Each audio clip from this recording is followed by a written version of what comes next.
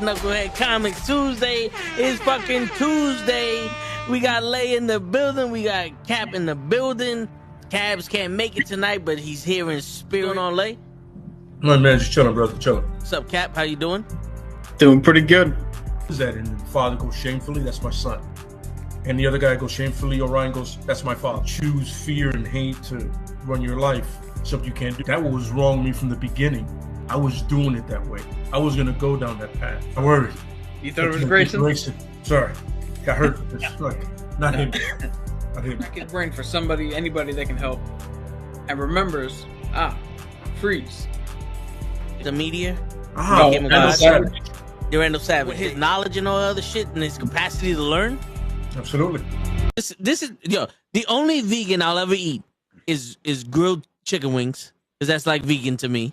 You know what I'm saying? Because the chicken wings are supposed to be fried, but you grill the chicken wings and you put it in some sauce and give it some blue cheese. Is vegan. That's vegan. Like regular moo cow fuck milk. Put it in some Honey Nut Cheerios. Vegan, because Honey Nut Cheerios is good for your heart. You know what I'm saying? And I steal the question from Cabs. I got it right. I would also like to steal. I would also like to steal. I would also like to steal. You're too late. Wow. I stay loose, I stay hype, I stay loose, I stay hype, I stay loose, I stay hype. I could do this all night, cause I do what I like. Yeah, I do what I like, yeah, I do what I like. Sipping goose, sip is right, and I go with the flow. Yeah, I go with the flow, yeah, I go with the flow. Cause I know I'm the show. In the zone, here I go. In the zone, here I go. In the zone, here I go. Yeah, they know I'm a pro.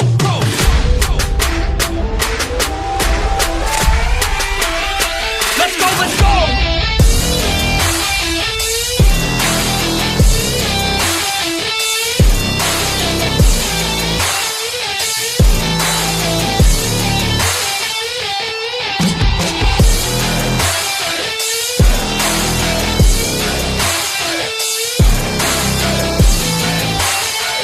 Yeah!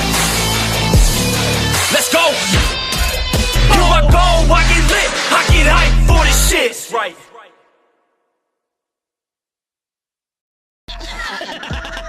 Word. He be like, I got a left elbow and a right elbow. I can break your face with an any elbow. Make sure that you get elbowed in your elbow with an elbow. Got the arm ball, get the phone ball, get around with the arm with the bomb ball. Daddy's gonna take you to Jersey Shore. When I say, who's the master? You say, no. That's right, motherfuckers. It's Tuesday night, and today is the fucking day. And we was just talking about how they need to re-release that motherfucking movie. Don't remake it, just re-release it. It's perfect already. I will lose my shit if you fucking remake it. What's going on, guys? How y'all doing today? Good. Is it fair to say that if they remake it and cast Lil Nas X as Leroy, you would grow hair just to pull it out? He kicked himself out. I thought I was gonna get kicked. That's what I thought. I was like, okay. I do want to confirm that it is the 35th anniversary of since that movie came out. So they are doing a re-release. They're doing a whole experience on November 4th. And we're out. And we are out. Where? 1 second. Fathom Events? And the little one's coming with us. She already laid her claim.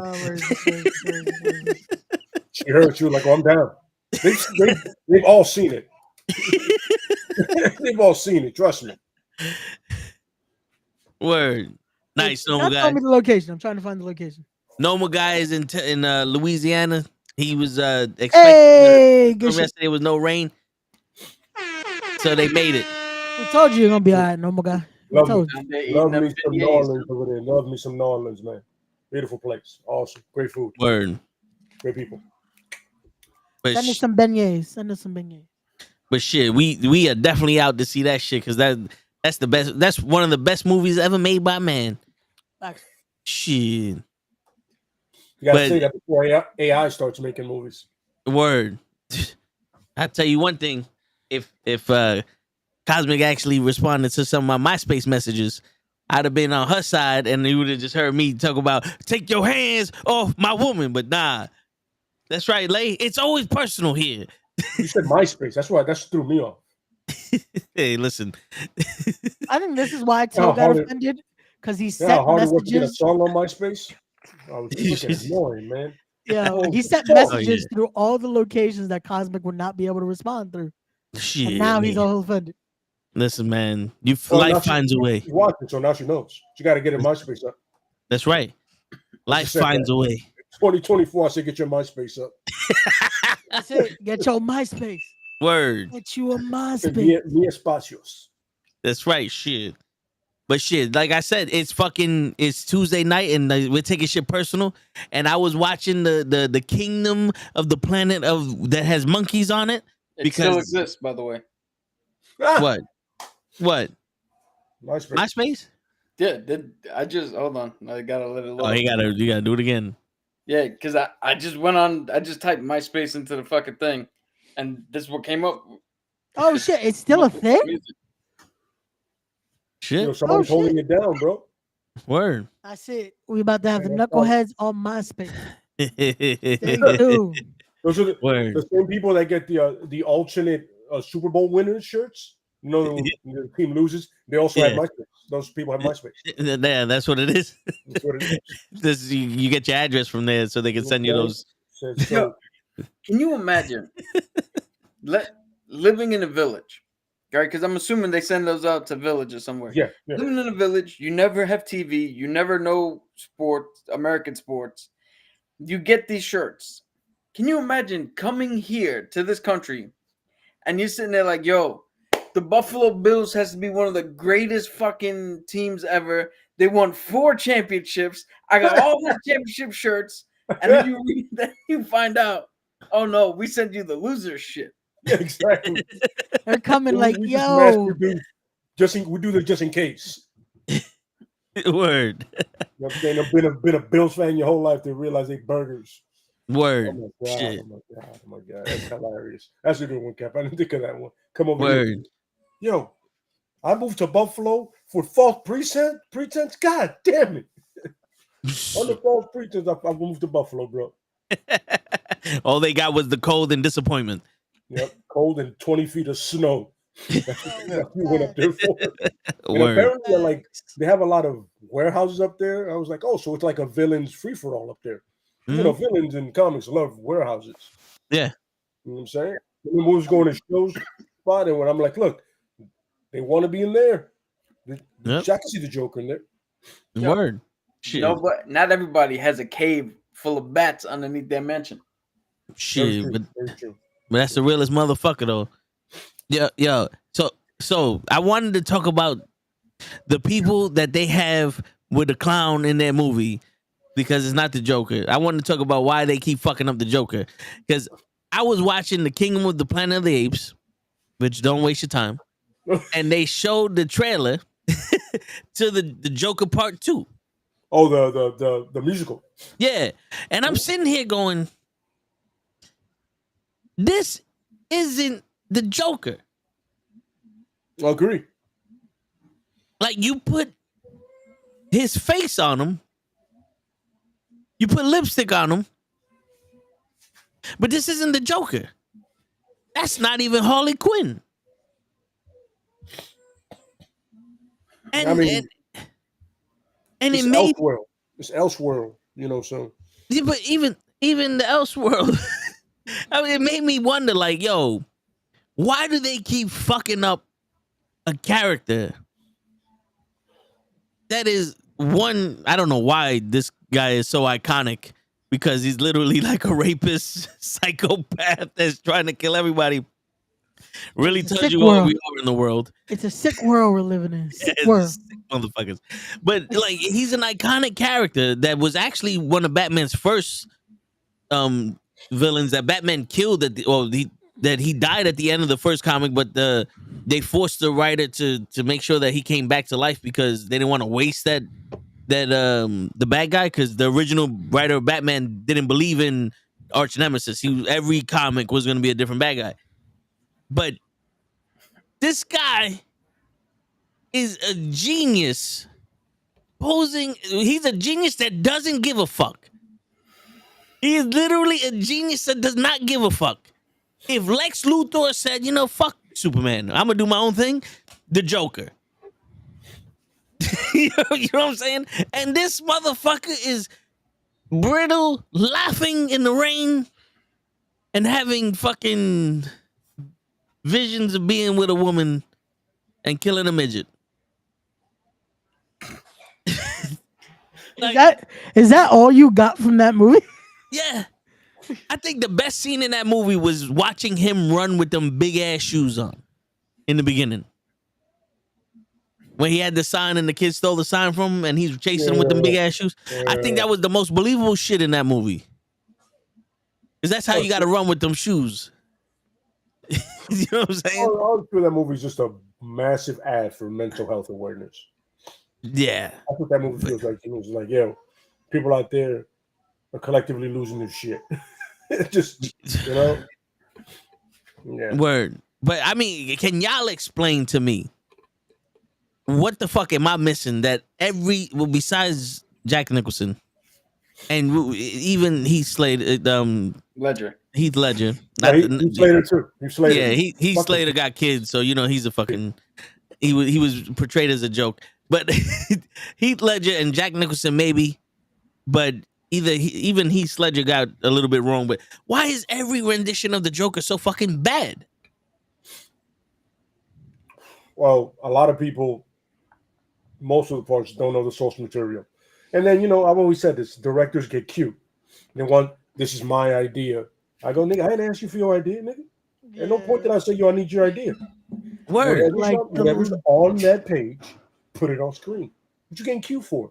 I don't need you. Yo, don't reinvent the wheel, son. It works.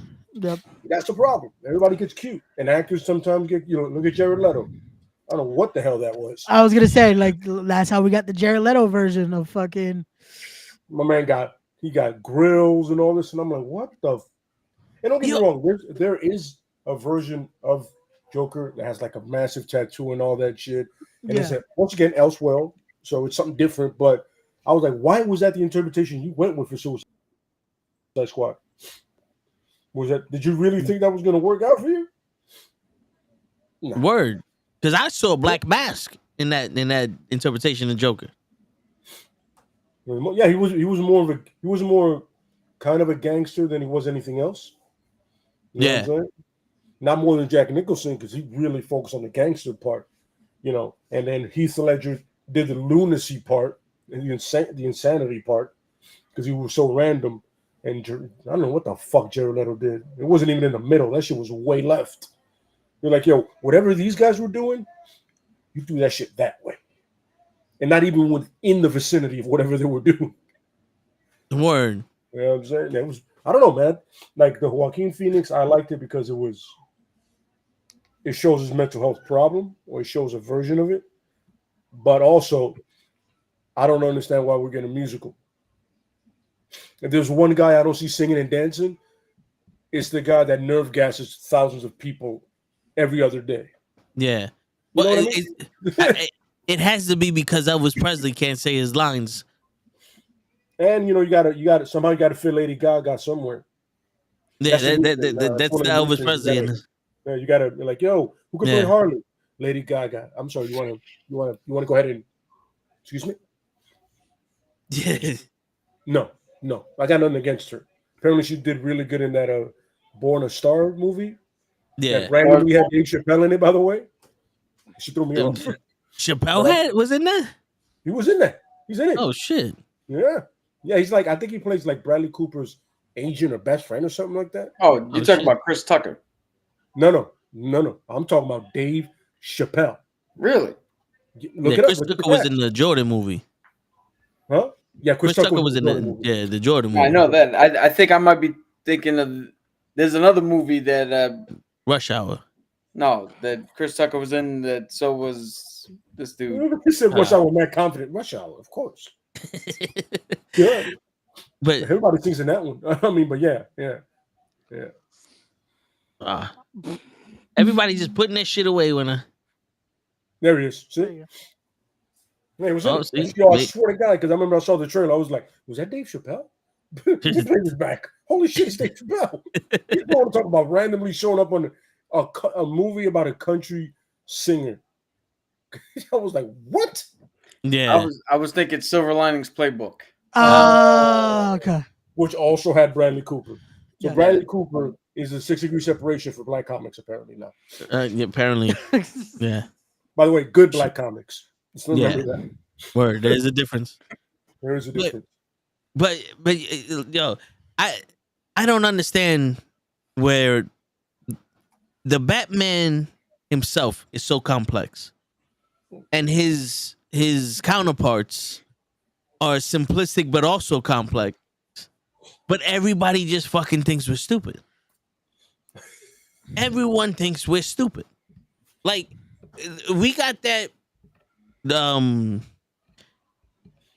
fucking leather Riddler,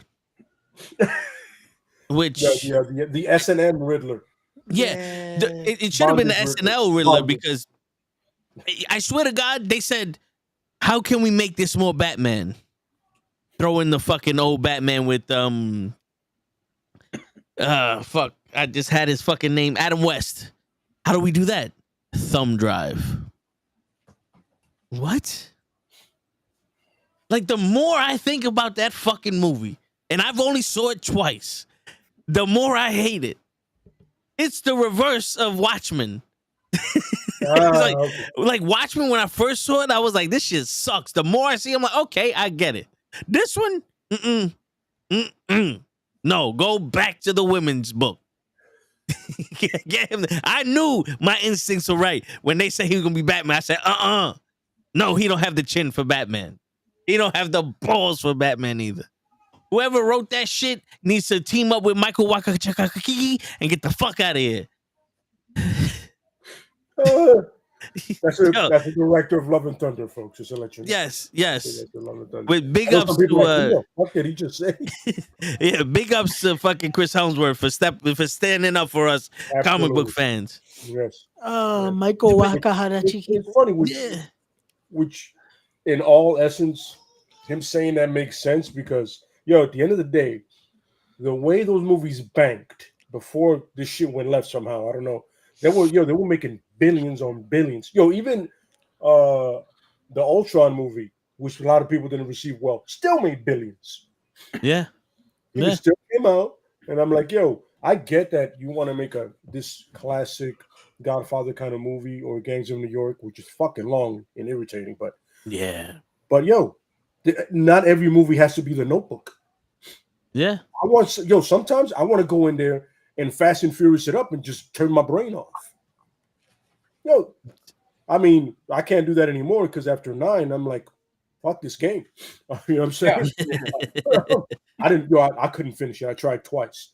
But sometimes, first of all, is there nothing Martin Swayze didn't love as a kid that was put on screen once?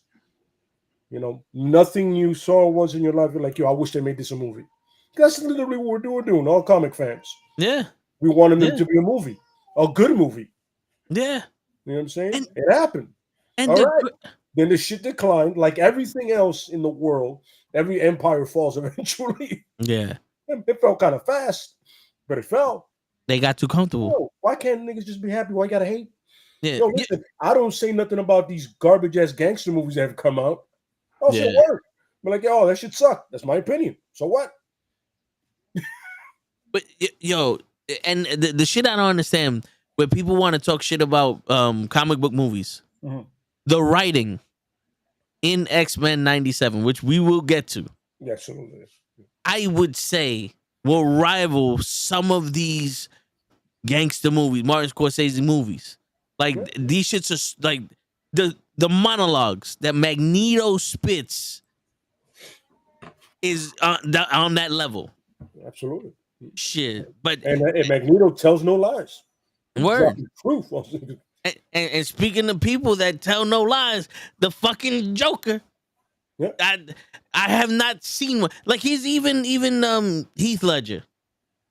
It was a good on-screen character, right? But it was one of those. He was playing a solo act. Like, he's one of the best Jokers we ever seen. But he wasn't married to Batman. The Joker's obsessed with Batman. He didn't make it like his personal vendetta with Batman. It was a political statement that he made. Well, also, he had just met him. So remember, towards the end is when he was like, yo, we're going to do this forever. Unfortunately, we're a little short-sighted on that one because, unfortunately, Heath Ledger did not make it to the next one, unfortunately. But it was pretty much, they were leading down the path. It was like, yo, it's going to be me and you, baby. All day, every day. But, he wanted to show that the people would change. Mm-hmm. And he wanted to say, like, oh, look, anybody would be just as bad as me and all other shit. And he never tested Batman.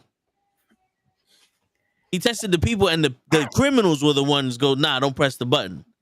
Never tested Batman. I think that's the problem. Like, if that initial movie if he would have tested Batman and Batman wouldn't have did it, then it would have been like, okay, now I'm gonna make you do it. But yeah, you know what I'm saying? To Lay's point, though, the biggest issue is we never get to a point where Joker and Batman's relationship has already been cemented. Mm-hmm. Cesar Romero, when he played Joker, he was just meeting Batman for the first time. Jack Nicholson was just meeting Batman. Heath Ledger, just meeting Batman. Suicide Squad, Batman had nothing to do with the movie, so he had no interaction. This one with Joaquin Phoenix, he hasn't even met Batman yet. He met his father. Yeah. So we're never in a situation in which they can play on that fucking relationship because we never get to that point. That was I'm sorry, what you were saying. No, just to finish it up, we never get to that point. And another thing with the Joker is he's on purpose supposed to be ambiguous. Yeah. There is no really one definitive fucking storyline, not storyline, but backstory to him. No definitive character trait. They try to do it with the one long day. Yeah, like that's the fans going. That's the one we tie ourselves to. That's not them telling us. Yeah. So when you have a character that they never get to that point where they're cemented, you can literally do whatever you want with them because he's on purpose supposed to be multifaceted and can come from any angle. You can play with different interpretations every time you put him on screen. Yeah, one of the 4,000 Batman runs they have now, because they have like a shitload of Batman comics at once. Like they can't publish anything else. They discovered there's always been 3 different Jokers. Yeah. They discovered there's always been 3. There's like more of the gangster, and one more that's an anarchist kind of one, and I forget the other one. But the whole point, there's 3 of them.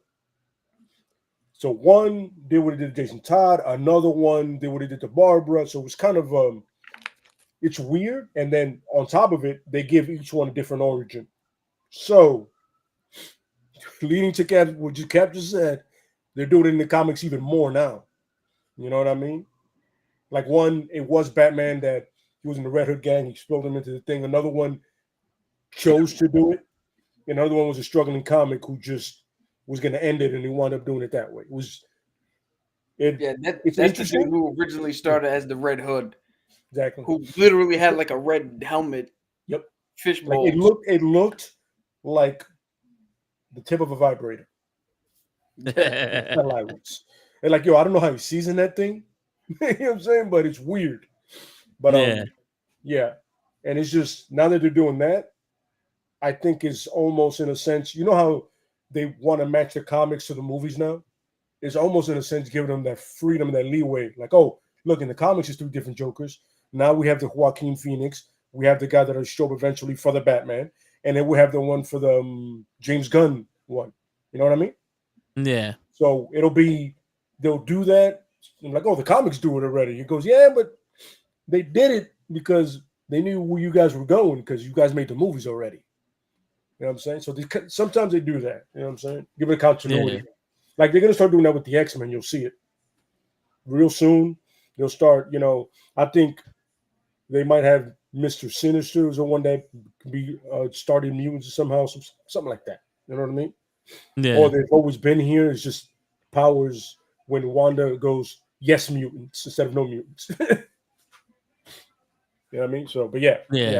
It's matching the comics, but I agree with you. It's some of the interpretations we don't need. We never need it. And some of them are definitive. And whoever's next, and I hope he gets another villain. We need so this is like Lex Luthor with Superman. Need to pump the brakes on the Joker and Lex Luthor. Holy fuck, Paul. There's so many villains, especially for Batman.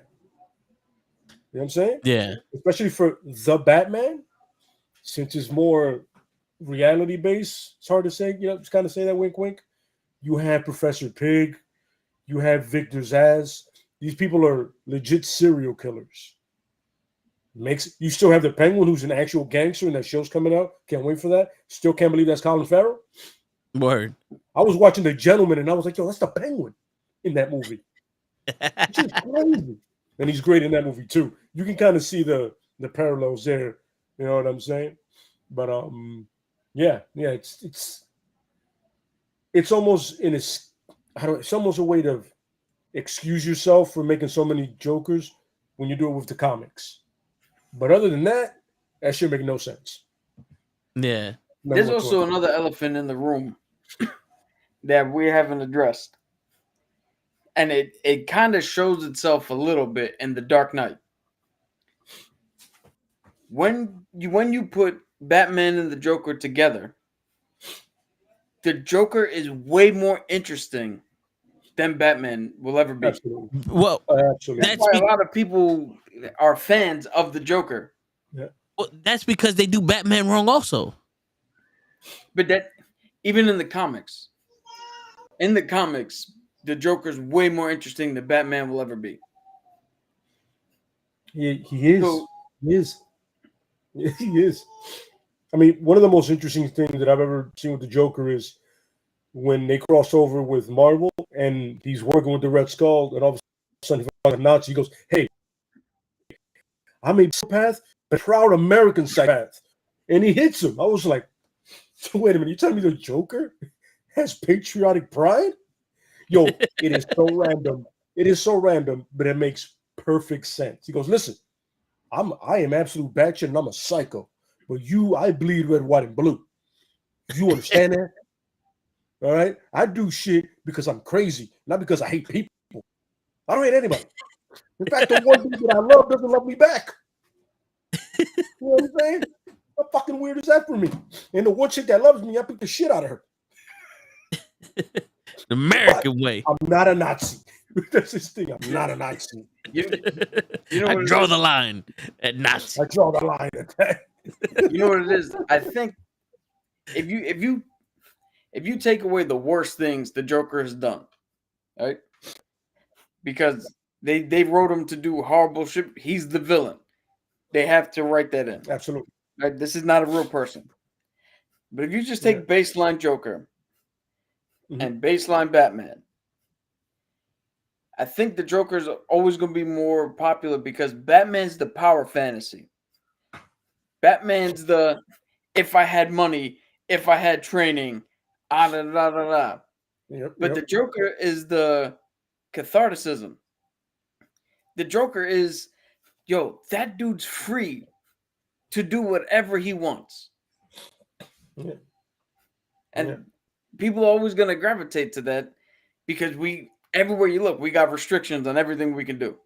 And again, I'm not saying that I'm a proponent of going out there and doing what the fuck the Joker does. That's not what I'm saying.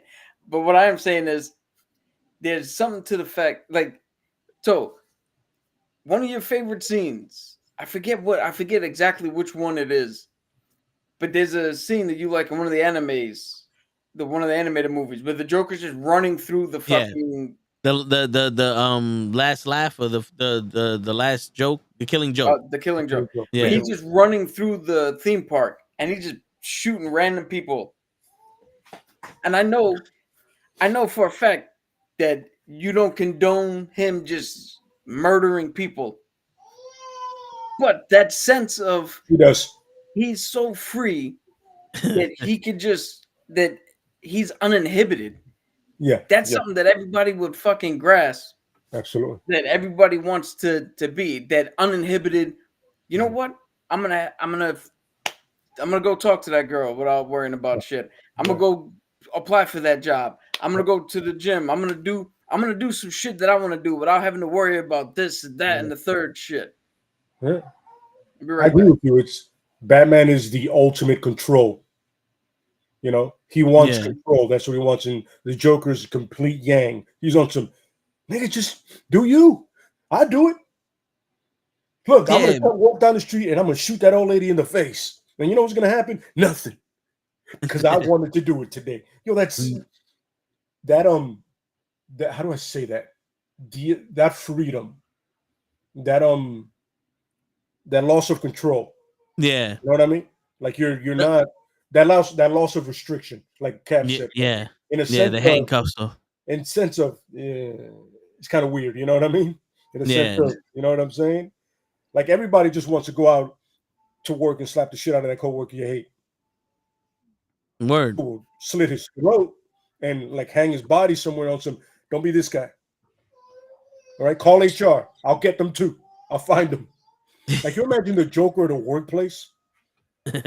Sign me up for that. Sign me up for that anime. Word. You know what I'm saying? But yeah.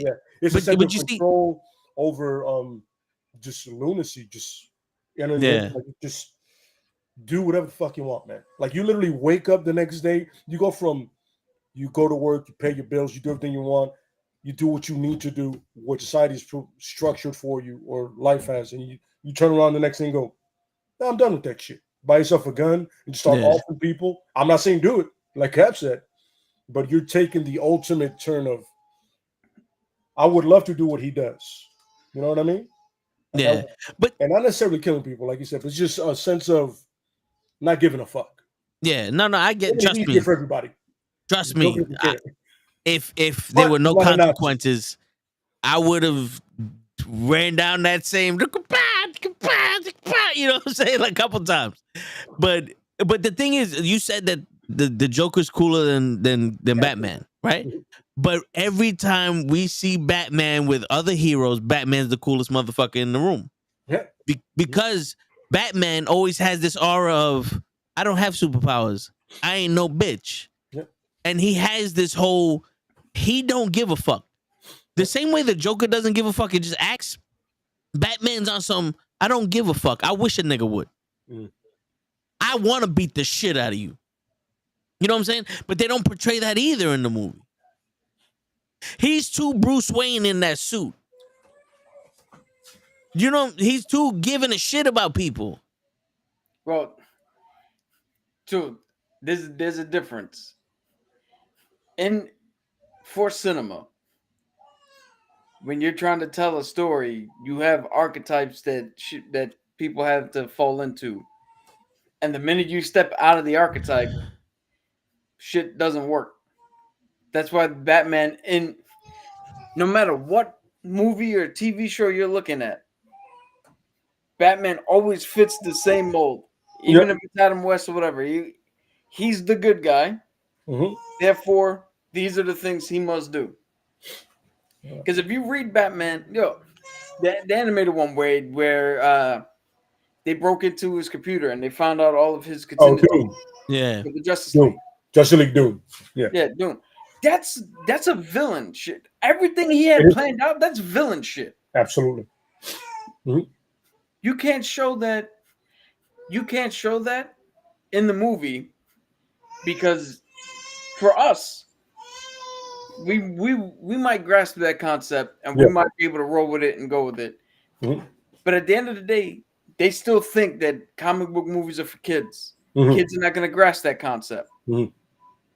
I mean, the Joaquin Phoenix Joker is a perfect example of they made it too similar to a certain type of movement in this country. And a lot of people in that movement was like, yo, this is the movie for me. That was not the point at all. Nope. Nope. But they misconstrued it. So now we get a musical. So there's no misconstrued, there's no misconception of what the fuck the director's trying to say. Absolutely. What was the movement? The mental health issue. Oh, okay. No, but the fucking the people who rated January 6th. Oh yeah. Motherfuckers who think that Falling Down is a fucking documentary of how to live your life. Yo, bro. I felt falling down, but yeah. But you see, even in that movie was one of those things that I was with this man every step of the way until the last 10 minutes of the movie. When he took it too far with his daughter and all that other shit. Then it's like, wait, time out. Nah, I can't fuck with this dude. Yeah. You know what I'm saying? I think you can have Batman be the good guy, but there's always got to be a part where Batman is the guy, no matter what. Like in John Wick, 50 people just fucking stabbed him, shot him, beat the shit out of him. He took a shot of whiskey and said, all right, let's go back to fucking these guys up. You know what I'm saying? Every Batman movie, this guy is useless. And unless he's fighting people with hockey pads. But I'm going to take a stab at this. The reason I think he's portrayed as being useless is because when you make a movie and set it based in a reality setting, like Christopher Nolan wanted to do, like the Batman wanted to do, the logical answer for dealing with some of these fucking criminals is the step Batman won't take. Yep. Yeah, but you gotta make him a little bit fucking stupid. But this is the thing though. That train scene with Twilight, and he beats the shit out of everybody. This is a man that has emotional pain and he's taking it out in aggression. Where Batman is I'm gonna break your fucking arm because you threw it at me. Hopefully you learn to not throw shit at me no more. And he has the limit. He's like, I'm gonna hurt you really fucking bad, and then boom. But I'm not just gonna take shit out on you. You know what I'm saying? Because that's criminal shit. Yeah. Because I think it would have been like all those movies. The fucking guy throws the punch, he grabs a hit, he breaks his fucking wrist and then his elbow. Okay, who's next? I'm not the one to fuck with, but I'm also not a baby here. Yes. You know what I'm saying? I agree with you. But specifically the Batman, that was a year one thing. And again, we just haven't, for him specifically, he hadn't gotten to that point yet. I hear you, but we've never really seen a Batman with this is the morals and this is the line. Even Ben Affleck, because at this point, Ben Affleck was an established Batman. And it was like, well, fuck it. I'm going to shoot a rocket at this nigga. I'm going to run this motherfucker over. I'm going to shoot everybody with a gun. He was killing people. It was at this point, it was like, I don't think you know how this works. But that's the fault. That's the fault of Zack Snyder. Yeah. And I'm about to get a bunch of hate because Zack Snyder with Rebel Moon Part 1 and 2 horrible has been proven that he doesn't know what the fuck he's doing. Horrible. All this fucking release the Snyderverse. Fuck the Snyderverse. When your movies come out and they do worse, you don't have a fucking leg to stand on, bro. Him and Michael Wachakiki need to get the fuck out of here too. No, but there's perfect characters here to have the psychological thriller with the Joker and the Batman. There's perfect characters that have that fucking cop movie like The Departed or whatever movie that you wanted to do with it. What's that movie with the Suicide Squad Joker, Jared Leto? where they were following him because he kidnapped the girl. Oh, the one with Denzel. Yeah. Yeah. Now there's perfect And Freddie characters. Mercury. Yeah. There's perfect characters for that type of movie with the Batman.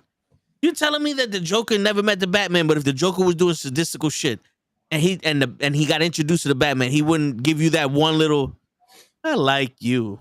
Uh-huh. You know what I'm saying? And then go, I'm gonna fuck with this guy. Because he's the only one that got the balls to fuck with me. You know what I'm saying? Yep. And like I think Margot Robbie played a very good Harley Quinn because she was like a very outgoing psychopath. Mm-hmm. But you put that with a serious fucking Joker, and we get to see why she's afraid of him because apparently she wasn't. Where she should be fucking terrified of the Joker. True. Like this, you wanna separate yourself from fucking Marvel. Marvel could be for the kids, and then DC's grown up shit. Because even Superman, Lex Luthor, he's a psychopath. Also, he's just a fucking genius level psychopath. Yeah. But even Brainiac, like you notice, Superman has all these intellectual fucking bad guys, and Superman is also a fucking genius himself. Where's the Green Lantern? There could be cop movies there. Like none of these characters have been portrayed as the characters. But here's the thing. How far do you really want to take it? Because there's a difference between Deadpool, I would say, is the closest to Pitch Perfect in every movie he's been in so far, right?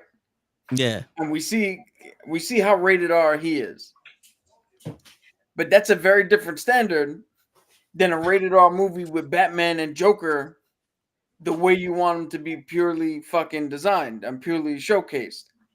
How far are we taking it?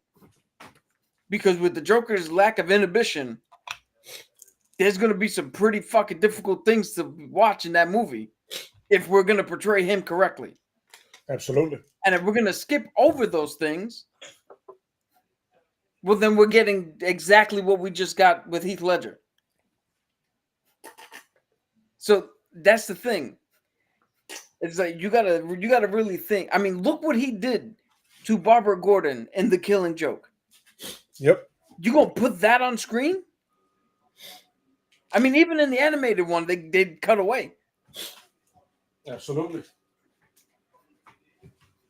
Like that's the problem. That's the thing is you want your movie to make money. Yep. The last thing you can do is make a hard R movie with those two characters and portray them the way you need to go, because you have to then cross some lines that are going to make a bunch of people really uncomfortable. Absolutely. And they're like, yo, I came here to see a Batman movie. What the fuck is this? Because this isn't a horror movie. This isn't a weird action movie. This isn't a weird fucking cop drama. See it, Law and Order SVU type shit. So, I mean, it's a give and take. You can only do but so much. That's why Marvel has more success with representing their characters better, because their characters are human, yep, for the most part. And none of them, even the Punisher, right? None of them go to an extent that's so far out of the realm of we could put it on screen that you got to worry about it. Because the Punisher murders everybody, but everybody he murders is a bad guy. Yep. He's never going to turn around and murder an innocent or murder somebody who doesn't deserve it. So you could be on his side because he's just killing killers. So, I mean, would you be willing to sit down and watch a case or a movie where you see just how fucked up the relationship where Harley Quinn and the Joker really is? You really just want to sit down and watch that fucking abuse happen on screen. I mean, we saw a little bit in the cartoon. Yeah, a little innuendos. That's cool, but to portray it accurately, that's a hard watch. Yeah. I mean, have you seen Thor 2? No, Thor 2 is just boring. That's Yeah, but yeah. I mean, you don't have to take it to that. It doesn't have to be rated MA, but it's still like I think that would, even if you cut some of that shit out and you lighten some of that up, I still think it would be better representation of that. But I mean, because I would rather that than with the fucking Riddler. I get that they did the Riddler completely wrong in that movie. A lot of these characters they did completely wrong. Bane they did completely wrong, other than the fact that he was superior to Batman.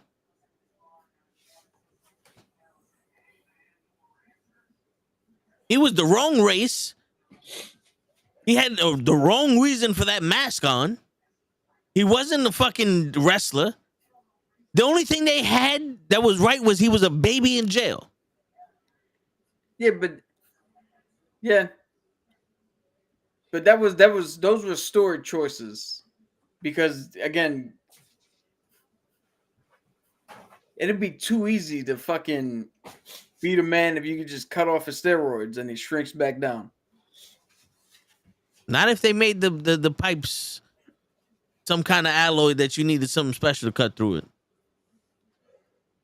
Or the pipes were in his skin and it wasn't hanging around. Yo, dude. So then Batman, in order to cut off the supply, has to go dig in his skin and cut. No, but like you know how some movies they have those like robotic upgrades where you can see the metal protruding out of the skin, like that, where it's not just a loop, where a fucking Brisquin pull that shit out. You know what I'm saying? But I mean, it's just. Let's say Bane only works because in a comic book you already suspend the disbelief that it already makes sense that this dude takes some steroids and magically grows instantly and then reverts back, and because it's all power shit. But when you see it on screen, that's a little harder. It's a little harder to sell if you're trying to take your movie seriously. Like if you're trying to do the hard R movie and accurately represent these characters, then somebody who's sitting there like, yo, I'm gonna go fuck up Batman, give me a second. That kind of takes you out of it a little. I mean, so does I did this for you, Gotham. Oh, again. You know, it's not like the shit they did bring us in. Again, yeah, that movie is not good, but that's probably the best they could have done for the world they already set up within that universe. But also, here's the thing. When you go into this universe, we know the rules. You know what I'm saying? Like, we go into Marvel, we know the rules. There's magic, there's science, there's gods, there's other realms, there's other shit that, like, if you watch, go, this shit's taking me out. A man literally gets mad, turns green, and turns into a huge monster that wrecks the city. That's the strongest being in the world. I do believe people would go, and okay, yeah, I can believe this is what's going on here. Yeah, unfortunately, Christopher Nolan chose to set his Batman universe in. What if this dude did this for real in our fucking world, not in a comic book setting? Somebody would have shot at him. That's what I'm saying. It's a little more difficult in that genre. If they did a movie straight out No, I get it, but then also, what if he did this for real? And then you got Batman with a flying plane going in between buildings. Like we don't have planes that do that shit in silence.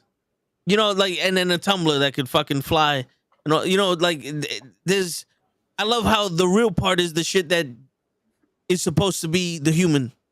Everything else is fake. You know, like, come on. What if he did this for real? What? Climbed out of a fucking jail that was dug 20 miles underneath the fucking surface of the planet on a little rope. But the mass has to be real, because ain't nobody gonna believe he takes steroids. Well, you know, the way the steroids would interact with him, dude. He doesn't have to he doesn't have to physically get much bigger, but you can see his muscles getting tighter. Yeah, you know what I'm saying? Like, here's my last little statement on this. How often do we turn around and look at the Fast and Furious and go, dude, that's supposed to be in our world. Look at all this stupid shit they're doing. But because we accept it. Lay accepts it. No, you're the only one who accepts. Lay accepts that a Corolla could go in space. I don't fucking accept that shit. But Lay hasn't even gotten to that part yet. But for comparison, a movie that's supposed to be set in our world, in our universe, with our physics. Yeah. And this shit is happening. And the only people who enjoy it are the people, like Lay said earlier, who can go in there and go, you know what? Turn the mind off and watch the film. But if you can turn your mind off and watch the film, then how accurately do you need to portray somebody if you're not going to be thinking about it? But the thing is, you turn your mind off and watch all the films. I watched The Godfather 1 and 2, and I'm sitting here going, really?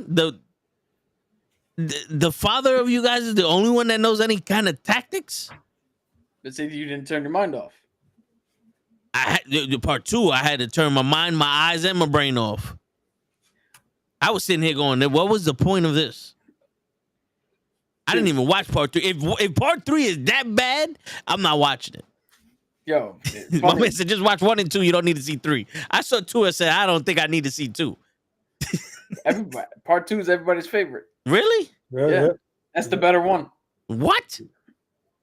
He did nothing. Yeah. Don't look at me. I don't. All right.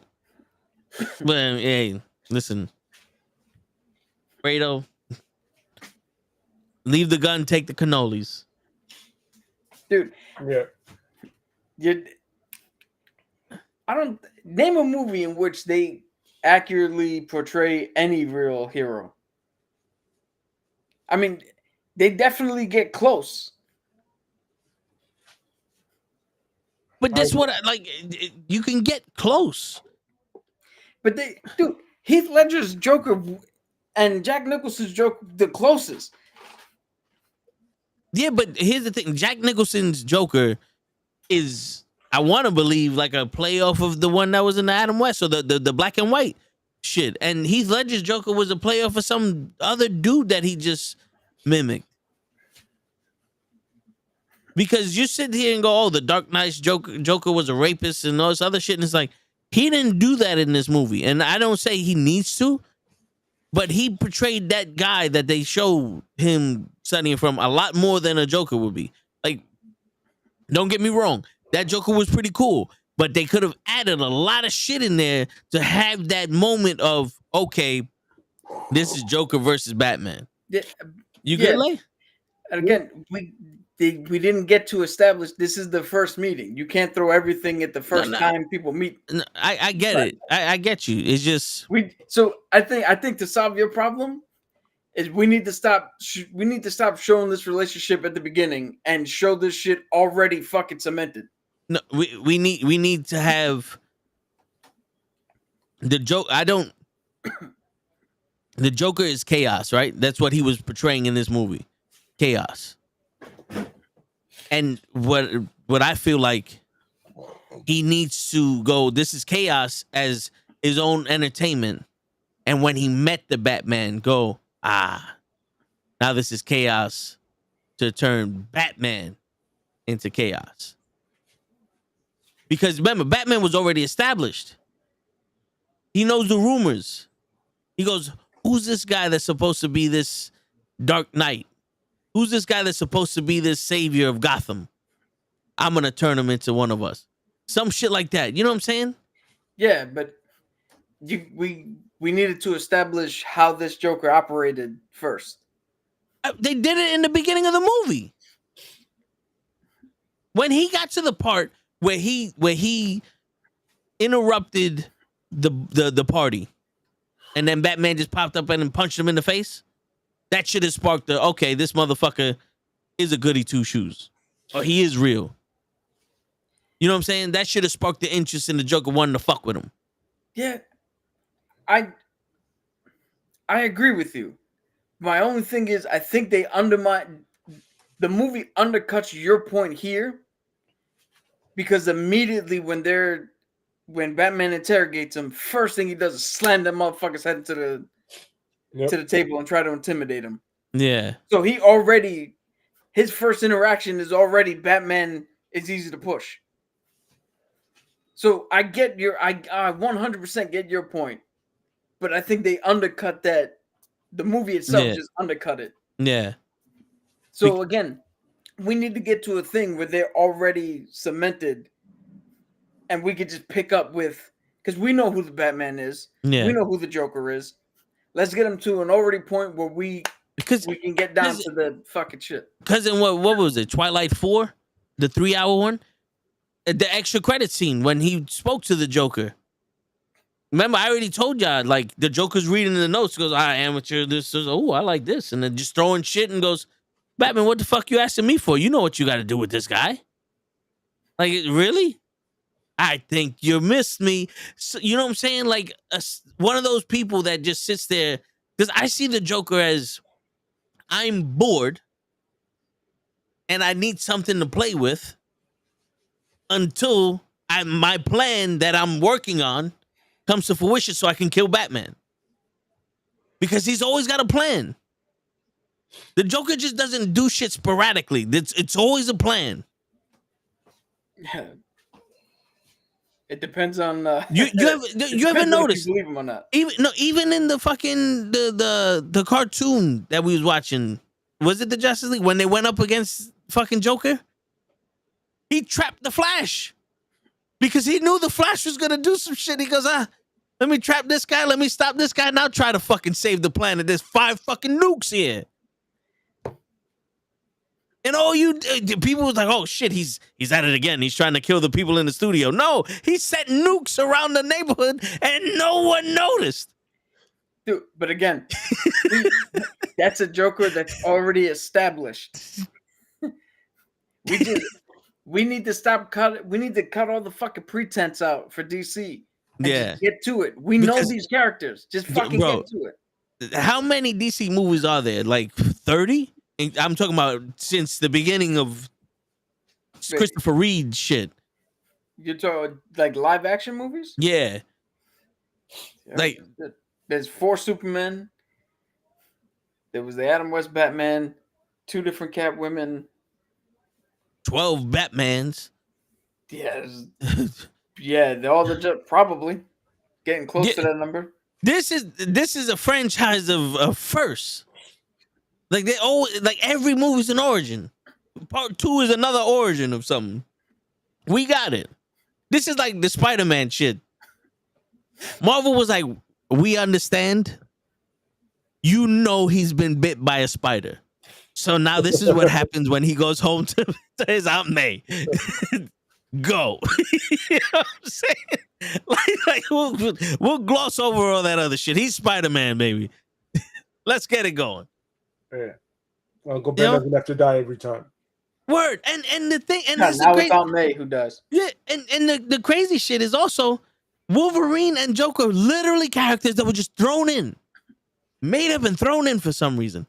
And you're telling me, well, we can't just throw them in the movie. What? That's how they were born. That's why people like them. Just throw his ass in there. I mean, dude, if you I set up bombs all around the train station, Batman. if you're writing a movie and this is the first time you're introducing your take on the character, just throwing him in is gonna seem like a waste. Talk to fucking 30 Seconds to Mars about his Jared Leto, about his Joker, who was just thrown in the movie. Like, we don't get no explanation onto why he's Tekashi 6ix9ine. He was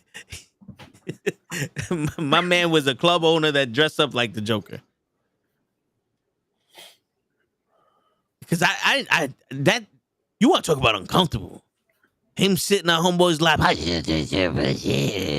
in his fucking face, like I don't see the Joker doing that at all. I feel like the Joker's the type of person don't want to get touched. You know what I'm saying? Like, he's one of those, don't touch me. And then feed him to the dogs, the hyenas or some shit.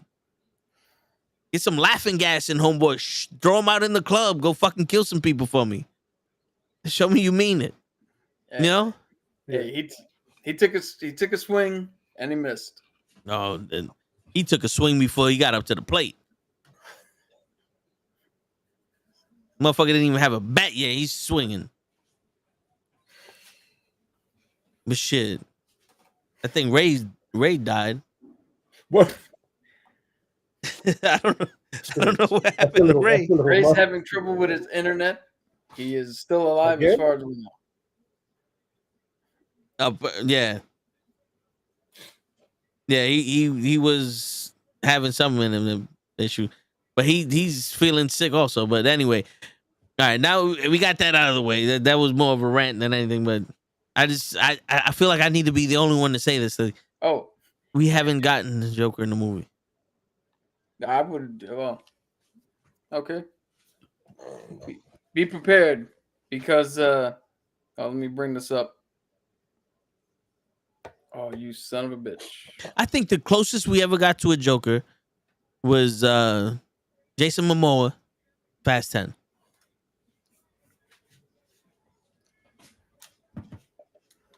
Yeah, but even he didn't go far enough. Yeah, I mean, but that's the closest. He literally walked in and said, shoot this nigga, shoot that nigga, and if you want to survive. Hold up. That's the therapist? This is the new Harley Quinzel. Asian American for the new animated shit that's coming out for Batman on Amazon Prime. It says brolic. He sort of traps on her ass?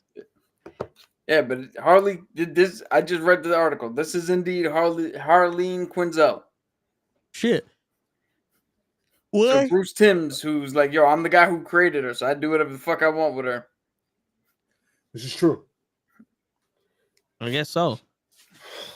But hopefully they do a good show, because at the end of the day, it doesn't matter if she's Asian, persuasion, or Caucasian. They just got to be fucking good. Lay was like, I don't know how he pulled that shit together, but that was slow. I heard persuasion. I was like, I don't think that means what you think it means. Inconceivable. Yeah, but shit. If the show's good, who gives a shit? Like, ain't nobody talking about Rogue's ass now. Yeah, but to go to your thing on how people are portrayed and accurately portraying characters, let's see what this take is. On this last one? Already, the dynamics from what I'm reading here is when she's Harleen Quinzel, she's more whimsical. When she's Harley Quinn, she's more fucking terrifying. Which is not what Harley Quinn is normally. So, yeah, it's not what we knew. Let me guess. The sword that she has traps the souls of all the dead bodies that she killed. The big hammer she has. The mallet. It has the souls of all the dead people she killed. That's the dumbest way to introduce somebody. I mean, she didn't do nothing to begin with, so I don't know why they introduced her. That'd be like Charles Xavier walking up and going, "This is my team leader, Cyclops. His eyes open up to a world where energy blasts come out, and that's how he shoots you." Like, Yeah. what? Yo, but the best part of that movie was we have a Mexican. Yep, I'm Mexican, and I'm a fire god. And then we have a crocodile. Yep, I'm black too. And there's Will Smith.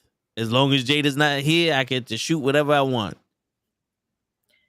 I wonder if all those targets he was hitting, he was just picturing her bald head. Probably not. He needed Chris Rock to fucking start doing something. But all right, you want to get to the main event? Who's queuing it up? Hey, you want to cue it up on some Mark Henry shit? I don't want you guys do it. All right, I'll do it. All right. It's time for the main event. I don't know exactly what he does, so that's pretty much what it is. Hold on. I'll come back for this.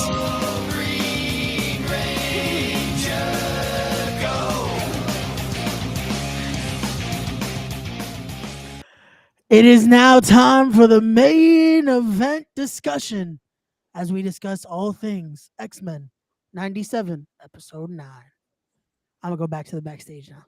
Bye. Wait. Shit. If that's what you want, I could have done that shit too. So let's see.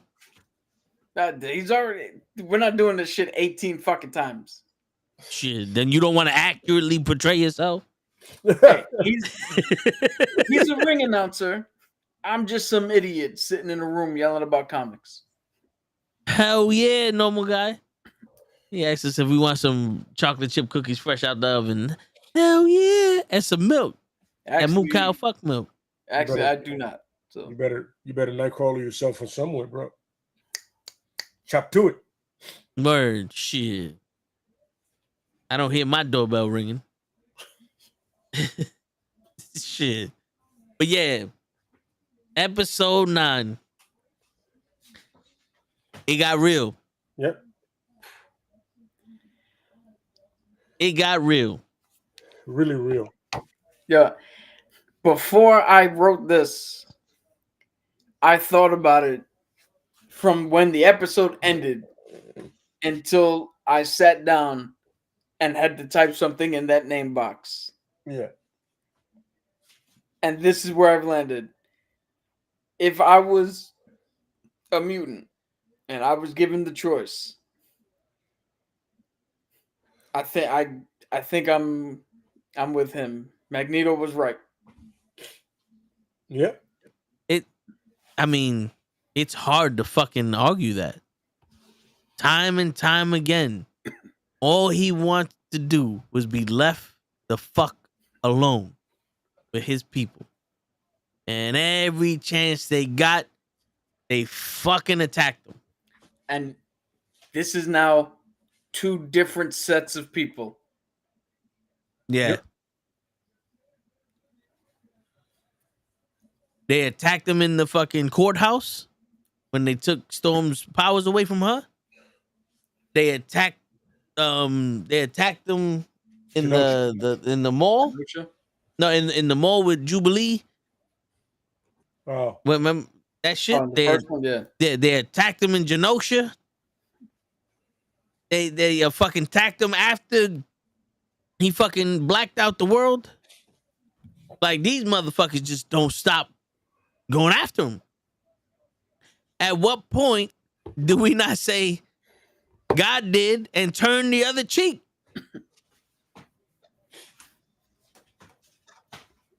Yeah, it's because this is no longer a war. This is self-defense. Yeah. Yep. I mean, because this is now somebody who is technically not a mutant. Because Bastion is not a mutant. He's some techno-organic person who's a descendant of Nimrod and Master Mold. Yeah. But he's out to eradicate and extinguish the mutant population. And that line where Magneto calls Professor X a traitor to his own people. And it's like, that rings true because you guys should not be up here telling Magneto to turn the Earth back on. Yeah. All of you should have went to stop Bastion.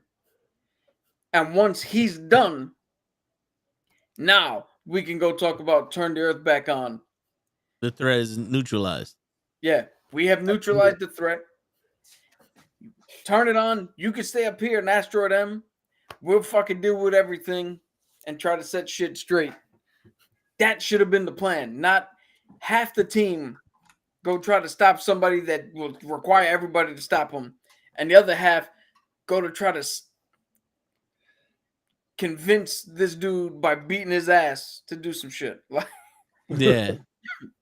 And was it me or did it look like Xavier was about to kill Magneto before Scott stopped? No, so what he wasn't gonna kill him. What we were seeing was the verge. We were this close from getting Onslaught. Because Professor X would have been able to take over and use his powers for that minute or two. But then Magneto's indomitable spirit would have turned back on and would have fucking somehow meshed them two in a one stream of consciousness like it does in the comics. Yep. And they would have been fucked. Because you know how they stopped Onslaught? Every fucking hero in the Marvel Universe had to fight his ass. It was not just an X-Men thing. Shit. Yeah. I mean, it's fucking 2 Omega level fucking mutants put together. Yep. And the character just looks dope too. Just Onslaught. It just looks, And I thought that was gonna happen real quick. I'm watching the episode. I'm like, well, this took a left. Shit. Yeah. Funny because the last episode is tomorrow. Yeah. Yeah. She makes me really sad. Yeah. So sad, man. Se pegó un tiro. Yeah. Really sad. Really sad. Shit. It's funny. At one point, I thought they were going to bring back Gambit. Like, I was like, oh, no, Nightcrawler's here now. He's in the intro. That means he's here to stay. Yeah. Well, I mean, we still don't know where Bishop is. Well, yeah, we don't. All we know is that Bishop got kicked from the time jump. Well, he's going to show up in Wolverine Deadpool. Yeah, that'd be the cool. Animated version is going to be on some. This is not where I parked my car. Well, the funny thing is, it's weird because as cool and innovative and new as this season is feeling, yeah, they're doing the same shit with Bishop. He showed up for a little bit. If we see him again, he's gonna be in that same fucking world between worlds shit because he got booted again. Unless that's where he went. When he got booted the first time, and he found Apocalypse. He's gonna go back. No, not go back. That's in the episode. Like that's that episode where he's in there is what happened. He just didn't have Cable in his hands that we knew of. Oh no, it's already been confirmed that this would be the second time he got killed. Yeah. Well, I mean, remember they're going off of. They literally have mad callbacks to the first season. Yeah. To the first iteration of it. They always calling back. Oh, you've been failing since '92. Yeah, nigga, I need to stop. Yo, the one thing I don't want, which I've heard a couple of people suggest, I do not want the Doctor Strange. I have to prevent Genosha time loop episode. Oh, no. Yeah. I do not want that. I've come to bargain. We get it, bro. Shut up. Yeah. No. Oh, you guys have been knocking it out of the park. Finish it strong. Yeah. Don't fuck with me. The one thing, to me, anytime a story does that, the one thing that just shows me is that the people involved cannot cope with what happened. And the one thing this show has been doing since day one has been giving us and the kids watching life lessons and ways to explain and go through some shit. It happened. People died. We need to fucking cope and deal with the shit in front of us. Yeah. Absolutely. Yo, so how would you feel if the next episode is war and all that other shit, right? And the Scarlet Witch just turns around and goes, no more mutants. Yo, I'm cool with that because then that leads to second season House of M. My only issue with that is how you gonna where's Wolverine gonna be? Because we haven't touched on it yet. Yeah. But I know what happens to Wolverine after that event in the comics. And I know he turns into a mindless beast, right? Yeah, he goes feral for a little bit. And it takes him agreeing to be so let's get into it. Fuck it. Yeah. The end of the episode, Magneto does the one thing I thought I'd never see him do in a cartoon or live action. He pulls the animanium out of Wolverine. And the way they ended the scene, that little still, yeah, is almost frame for frame exactly what the comic book panel was. It was perfect. After that, Wolverine goes a little bit fucking crazy. He's got his bone claws back. He goes feral. And in the Age of Apocalypse storyline, he gets brought to Apocalypse. And Apocalypse makes him a deal and gives him the offer to become Death, part of his 4 horsemen. Wolverine agrees and then has to fight Sabretooth. He finally beats Sabretooth, kills him, and Apocalypse takes the animanium out of Sabretooth and rebonds the animanium with Wolverine. And that's how we got his metal claws back. And then there was another arc after that in which Beast and some of the X-Men had to help Wolverine get back to being himself and out of being Death from the 4 Horsemen. Yep. Shit. And then in the House of M, and this is what I'm saying, I don't know how they would do it if they went House of M route. In the House of M, Scarlet Witch turns around and says, no more mutants, and she rewrites reality. And Magneto, Scarlet Witch, Quicksilver, they are the rulers of this new reality. They are in charge. There are no more mutants, but there are still superheroes. Wolverine, somehow, is the only one that still has his claws, still has his healing power. And he gets all of his memories back because of what she did. Because I believe, I might be mistaken here, but I believe the subplot of House of M was she gave a few people the reality that they wanted. Yeah. Which is why Wolverine got all of his memories. But because he had all of his memories, he knew instantly that this was wrong. That this wasn't the reality he was supposed to be in. So he found Jessica Jones, Power Man, who's Luke Cage. Wasn't Spider-Man also? So he found Spider-Man as well. Spider-Man didn't have his memory thing, but his spider sense was going off and tipping him off that something was wrong. And then they banded together to to eventually stop Wanda and get her to reverse the shit. And even when she reversed it, we went from there was some ridiculous number, like let's just say 600,000 mutants to like 155. Like even when they came back, there was little to none. She's like some mutants. Yeah. And then people started getting awakened again, and then they had a big thing with the Terrigen Mist bomb that went off that Ms. Marvel got caught up in, and other shit happening, and some became inhumans, and then some mutants reawoke and shit like that. But I bring all that up because House of M for season 2 would be dope. But we would need an interlude from when Wolverine goes feral to getting his shit back before that happens. Yeah. It's gonna be some flashbacks to explain that shit. Yeah. Yeah.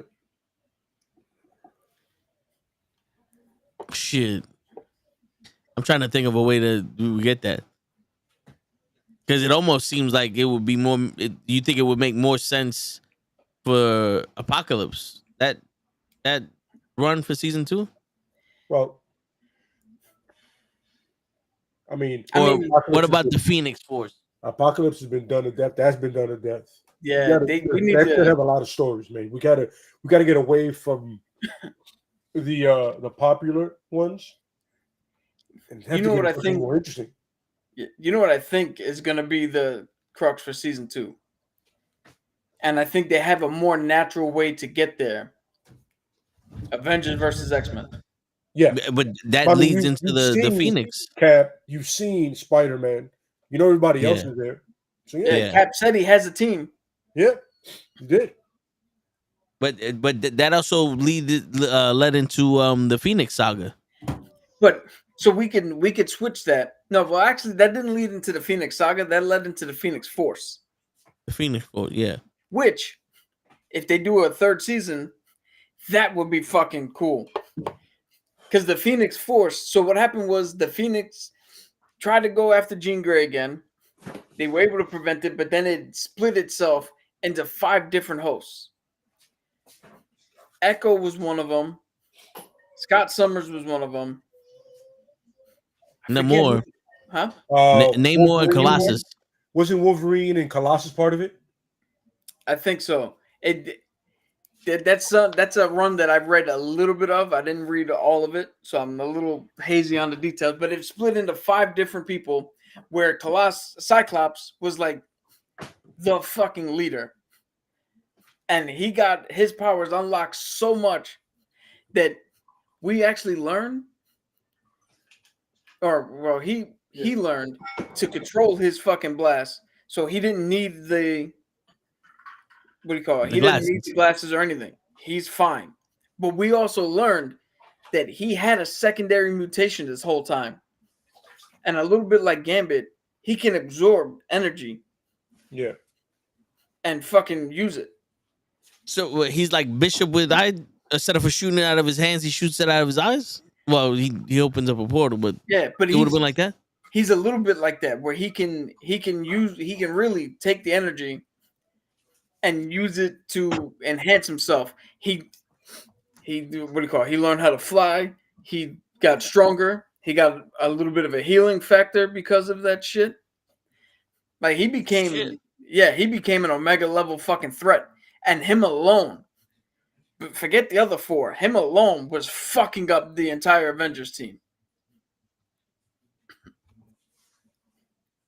So I mean that's a Phoenix saga that they can get into if they want to go back into bringing the Phoenix back. Because Rogue pointed out so eloquently, what, is Jean gonna die again? Been there, done that. Yeah. Morph died. Yo, that was a fun little Easter egg because she said not even 30 minutes into being on the team, he died. And they did the math. He lasted 1 episode, died. Or no, he lasted 1 episode and then died like a couple of minutes into the second one, not even totaling 30 minutes of screen time. Funny. Am I the only one that likes the way Morph looks now? Yeah. Yeah. This is the more comic book accurate. Yeah. Like it has that chameleon look from Spider-Man, the villain, who is Kraven's cousin. Or it was his stepbrother or half brother, some shit like that. Yeah. I saw it and I'm like, you know what? I like it. Oh, and when he turned into the Hulk, I was like, Morph understands. Morph gets it. Morph understands. Yo, did you hear him? He said morph smash instead of Hulk. Yeah. I'm just liking the fact that he understood. He's like, you know what? If I'm gonna turn into somebody and do some damage, who better than the Hulk? He ain't get cute. He sure as hell didn't do Hawkeye. Word. Yo, so it was Cyclops, Emma Frost, Namor, Colossus, and Magic. I knew Colossus was part of it. You know what's funny? A lot of people forget about Magic. Yeah. You know what didn't help? Yeah. Magic is a beast. That new Mutants movie did not help her whole thing. You know what I'm saying? She was the best part of it, but it didn't help her thing, her stock. You know what I'm saying? She's legit next level because of her connection with magic, but also being a mutant. Yeah. That is some shit right there. And her storyline is fucked. Yep. Mephisto is obsessed with her and dragged her to hell as a fucking child. Yep. Jesus. And she became the queen of hell because she had to fucking survive, and now she could teleport in and out along with her other magic shit. She became the sorceress supreme at one point. By the way, I'm just throwing it out there. That title gets thrown around real easy. That is like GOAT now. Everybody's a GOAT. So you got to be the Social Supreme, apparently. You know what I'm saying? Like, I get Doom. I get her, right? But there's a lot of people that's had it. Like, I remember once, I think it was, who was it? I think it was Iron Fist. I'm like, no. Yo, Iron Blade. Fist is one. I was like, no. I get it, but no. Blade was the Sorcerer Supreme. Yo, listen, once again, you know how much I love Blade. Once again, started the MCU. But he should never be the Sorcerer Supreme. Moon Knight should never be the Sorcerer Supreme. Captain America should never be the Sorcerer Supreme. They take a certain level of, he was in a What If, but well, yeah, I get it. The Super Soldier Supreme. And that sounds like a milkshake. Protein shake. Yeah. Can I pass that on? Thank you. That's definitely something that you get like at a military base, like at a pizza shop. Right? You're like, yo, we get that Super Soldier Supreme. double scoop of protein on there, buddy. Some of that. Thank you. I love it. But it's some people that don't like Wolverine should never be the Sorcerer Supreme. I know how long he's lived, and I'm not saying he's intelligent, but he's not doing incantations and spells. This is not what he does. Dude, have you ever played Marvel vs. Capcom? Hey, listen, I know what it sounds like. I know what it sounds like. It sounds almost like Latin, but no. Like when they did it with the Punisher, I was like, wow. Out of everybody in Marvel, son, I would have, you know what? I would have took Kingpin as Sorcerer Supreme. Just because he's a tactical genius, but I am not taking the Punisher.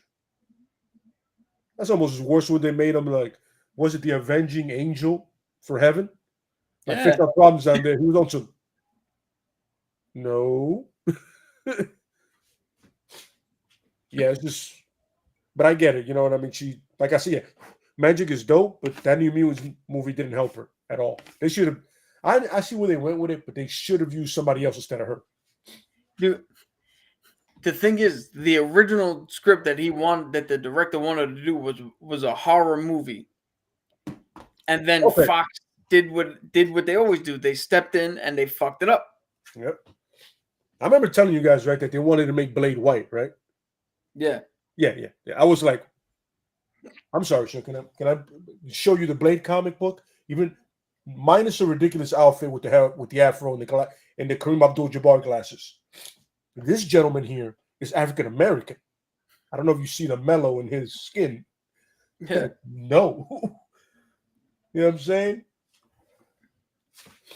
Yeah. I think that's like for the next season, don't give me Apocalypse. Don't give me the Phoenix Saga.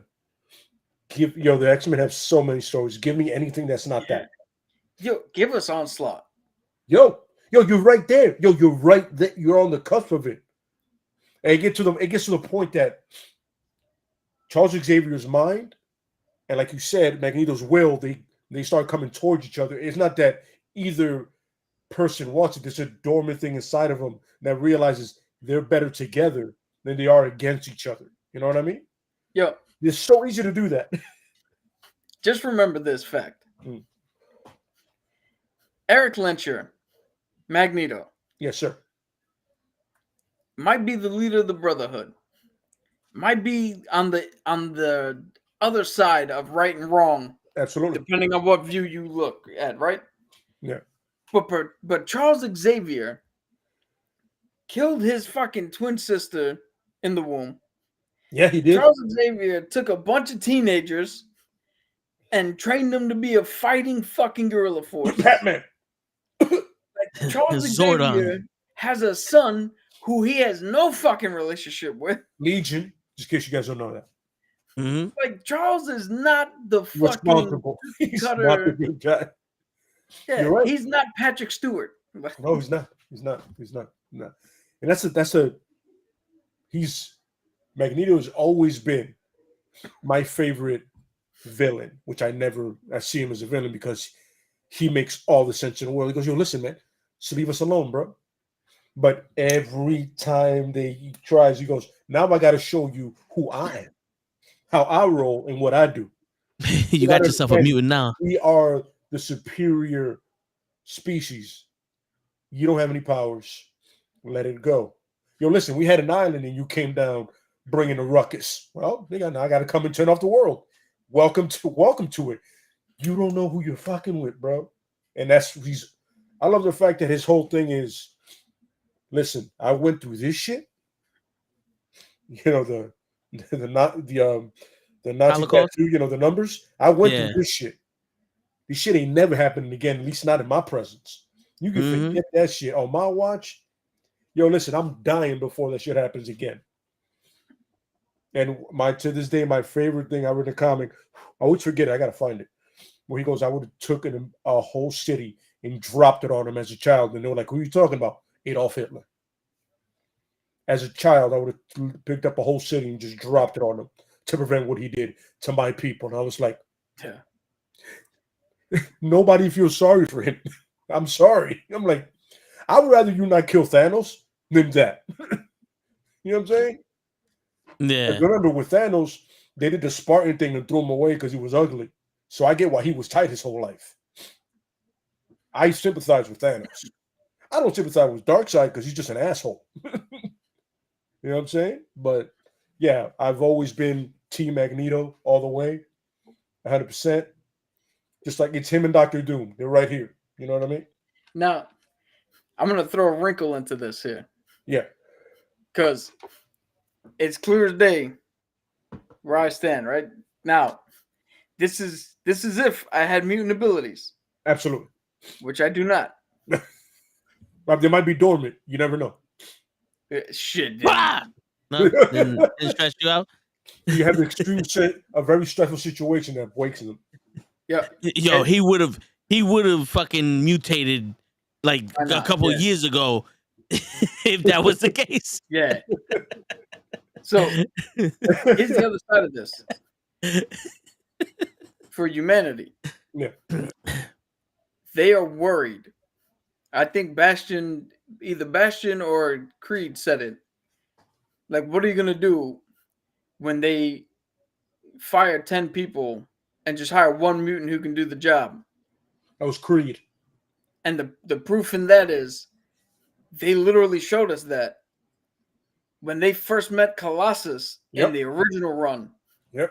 They fired 10 fucking people out of the construction site and gave the job to Colossus because he could do the job himself. All 10 men. They fired their whole demolition crew for him to do it. Shit. And then he goes on to rebuild the mansion, essentially on his own. I mean, all you need is organic metal because you're brown. Yeah. So what do you do? What do you do when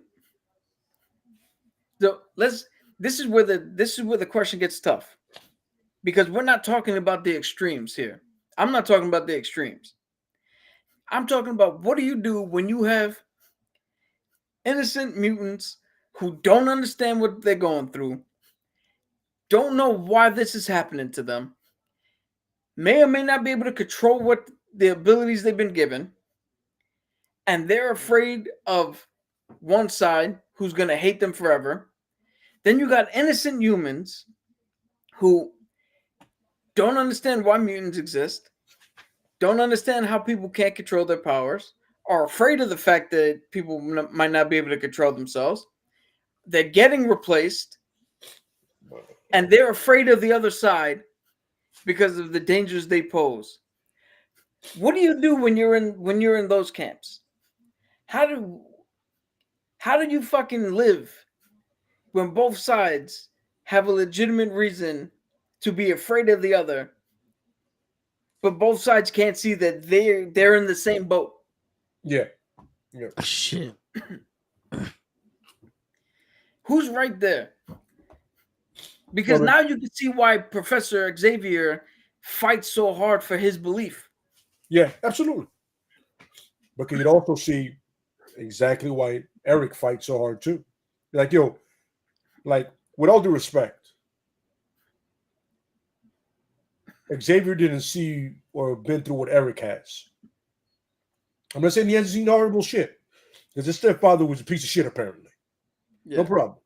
But you didn't see your family nerve gas and your neighbor or whatever taken away from their home, taken to another country, and pretty much made a pizza. Some cases. Yeah. Or to the point where they worked them to the point where there was skin and bones. It's literally bones. You know what I mean? So I get this is the best way. I get Charles's message. But I understand and will relate to Magneto any day of the week, 12 times on Sunday. You know what I mean? Yeah. Like, yo, if it's between, let's say it's between Latinos being erased and me having to erase somebody else, you're going. I'll do everything in my power. You got to go. Yeah. You know what I'm saying? Because everybody that I love and my family, clearly, my kids and my wife, they're all what? Latino. That's the whole thing we got going. You know what I mean? So I got to do whatever I got to do, make sure they all live. And Magneto, another thing is Magneto's that kind of John McClane kind of deal. Like, yo, who else is going to do it? He don't want to do it. She don't want to do it. But I'm here. I got the skill. I got the power. I got to do it. It has to be me. Because, you know what I mean? Because at the end of the day, I can see your point with the mutant that doesn't know how to control it and he just wants to be left alone, and the human that doesn't have a problem with mutants and all that other stuff.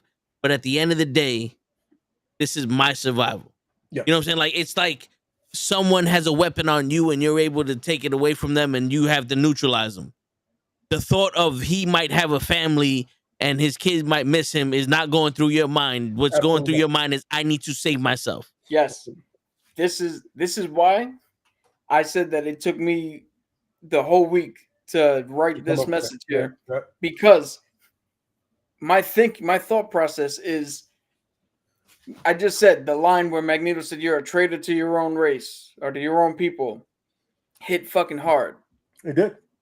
But do you know what hit equally hard? What? When Professor X told Magneto, "You're a man being ruled by the world." Yeah. True. You're only reacting because the extreme came twice. Right. This is not a preemptive strike by the extreme situation from the world, and not what the world is 98% of the time. Absolutely, yeah. It's by that one moment. Yeah. It's leading. Which, I mean, you say. I'm sorry. No, I would just say that's what makes this. That's what makes this so compelling. Yep. And this whole season, this whole series, just elevates because they presented us the question, they presented us the facts, they presented us both sides. Where do you truly fall? And you can easily tell by what I'm saying and what I'm trying to convey is, even though I wrote this isn't, for me, this isn't a 100% slam dunk. Copy that. I still might be wrong. Yeah. For my own personal beliefs. Yeah. Because the thing is, the war isn't the humans versus the mutants. The war is the Sentinel and Trask versus the mutants.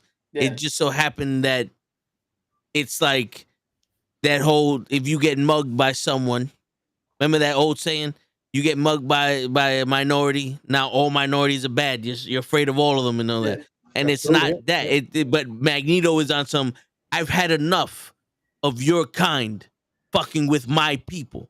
Whether it be the Jews or the mutants. It's every person I associated with, you people fucked us over.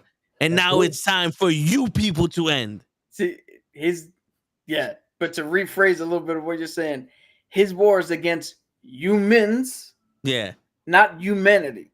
Yeah. But he doesn't see that distinction. Yeah, absolutely. Yeah. I mean, like I said, to go, and we always go back to the trauma, the whole Batman thing. Go see a therapist. A therapist. We have a licensed therapist literally on call.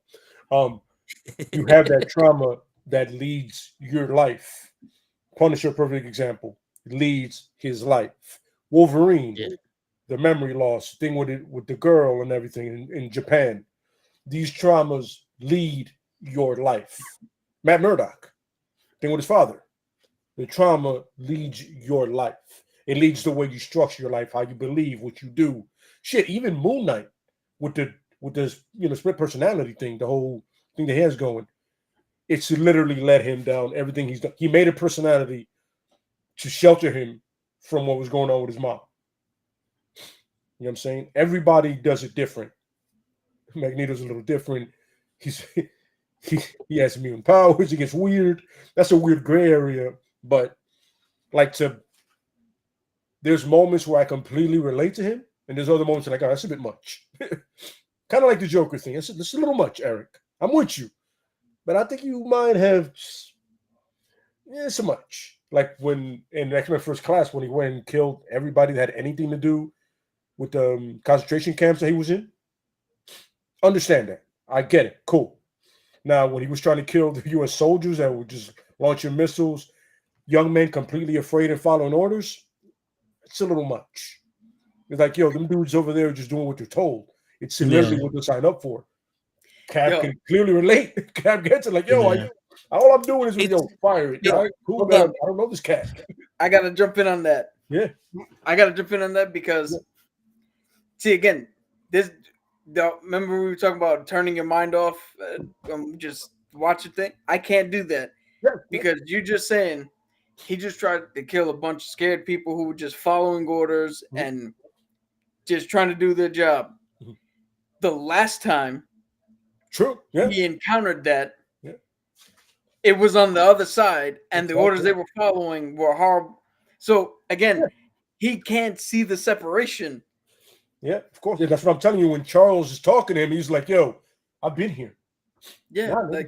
No, never again.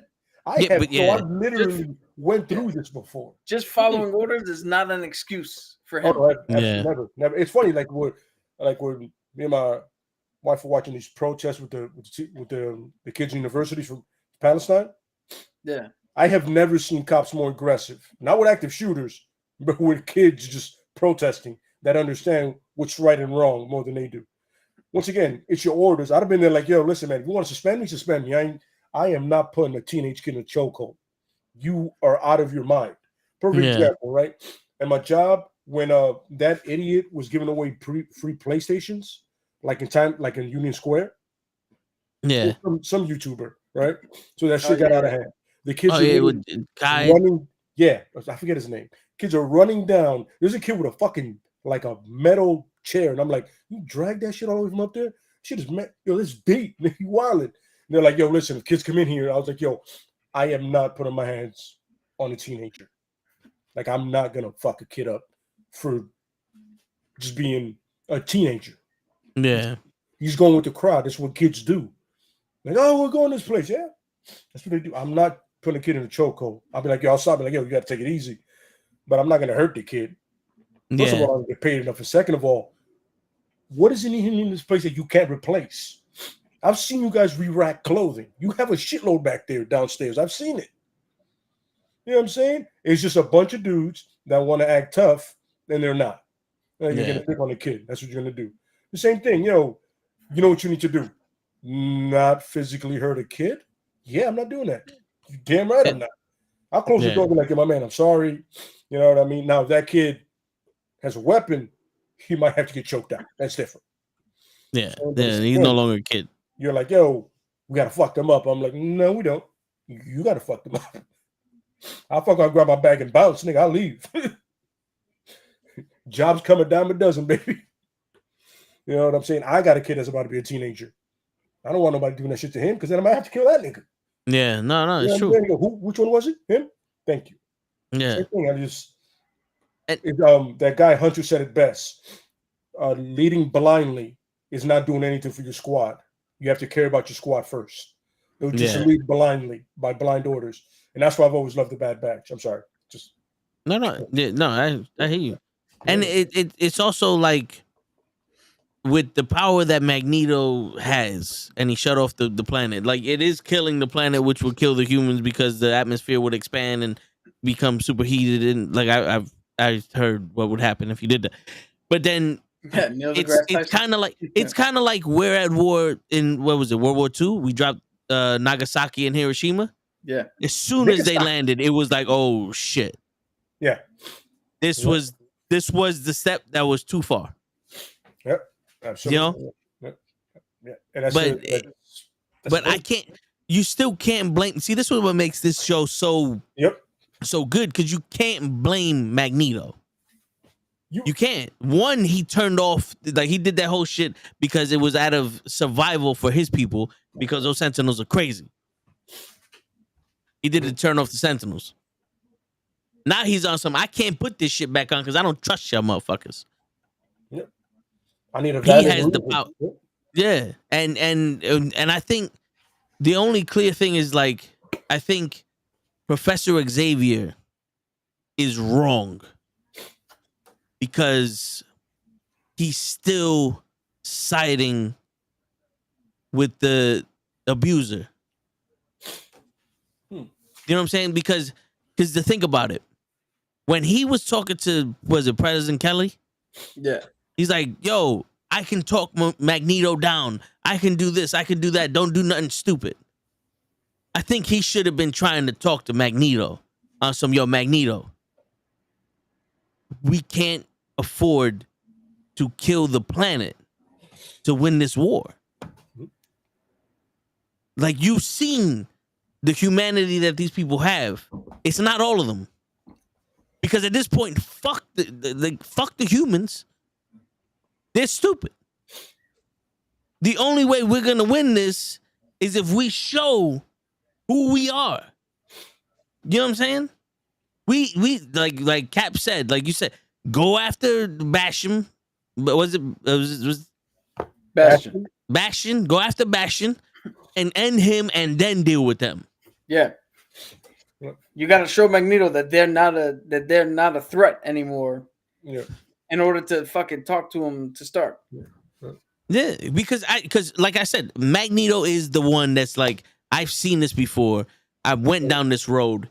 All of you motherfuckers are catching it because you left me high and dry, and you killed how many of my people? Yeah. I'm gonna throw this question out there because I don't know where he stands with us here, but everybody's favorite fucking X-Men, Wolverine. Mhm. He literally starts the episode by saying, "The only way this ends is with Magneto dead." Yeah. So where do you fall on the fact that Wolverine on the jump was like, "I get to kill him. Let's go." Because I think Wolverine is the ultimate soldier. He's blindly following the Charles, and he goes, the only way that Charles is gonna win this war is we kill Magneto. Yeah. I mean, I see it once again, a life experience of war. Literally, that's all he's done is war. Trauma and war, trauma, and every time. And he said it to Magneto, he goes, yo, the brave always die first. Yeah. He said it clear as day. The brave always die first. Now, these are two men that have been through a shitload of trauma themselves, and they've never liked each other. Yeah. Magneto and Wolverine, never been fans. The fact that Wolverine doesn't have beef with Magneto is ridiculous because of what Magneto can control. It's hilarious and ridiculous. But it's him understand, like when he did when he said when they thought they killed Trask, and he was like, yo, should have happened a long time ago. Wolverine was the only one that was like, yo, yeah, good job, bro. He was like, yeah, I'm not mad at you. Because he knows. Yo, you have to, it's just like the Joker thing. Some people gotta go. Like, remember you asked if, how long it would take Captain America to kill the Joker? Not long. He would decapitate him with a shield or something. Because, like, yo, some people just gotta go. Because how long were they dealing with Trask? Exactly. And he never stopped. It's like, yo, at this point, we're gonna have to stop. And everybody did it on behalf of Xavier. But now, so Rogue saw Remy make that sacrifice. It's not a spoiler. If you don't know what I'm talking about, you were like, oh, that happened? Catch up. All right, you're losing great shit. She saw it firsthand, and it was like, oh, no, this nigga's one of them niggas. Because she saw the thing, that kaiju master mold thing. Yeah. Which is insane design, by the way. Awesome drawing.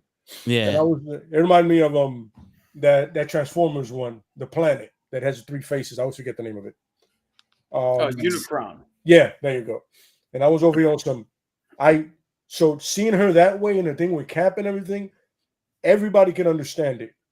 100% get it. But once again, going back to the soldier thing in the war, Logan, Cap understand, yo, some people have to die. More Logan, because that's his first reflex. Not just gotta kill this nigga. No longer a problem. You know what I mean? Mm-hmm. I remember there was one comic where he said, the only way we stop Magneto is by killing him. And Xavier was like, we can't do that. It was like, you can't do that.